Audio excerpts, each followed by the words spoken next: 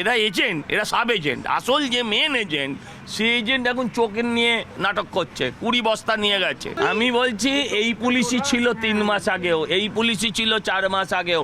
কোনো দিন পশ্চিমবঙ্গের ইতিহাসে গত 15 বছরে 15 বার দেখাতে পারেননি যে অন্য রাজ্যের পুলিশ না এলে পরে এই ধরনের জঙ্গি ধরা পড়েছে, বা যদিও ধরা পড়তো তাহলে ইনপুট থাকতো অন্য রাজ্যের। এই রাজ্যের পুলিশ এই রাজ্যের তদন্ত করে এই রাজ্য থেকে গ্রেপ্তার করছে। তার মানে বুঝতে পেরেছেন ভাইপোর কেন জ্বালা হয়? তো 11 সাল থেকে এসছে একজন পিসি, ওদের খালা এসছে সরকারে, আরও 12 সাল থেকে থাকবে না? তো মহামুশকিল। সবই তো হবে, ওখানে ইজাজ হবে, ওখানে খান হবে, ওখানে হাকিম হবে, এরাই তো হবে, আর কারা হবে?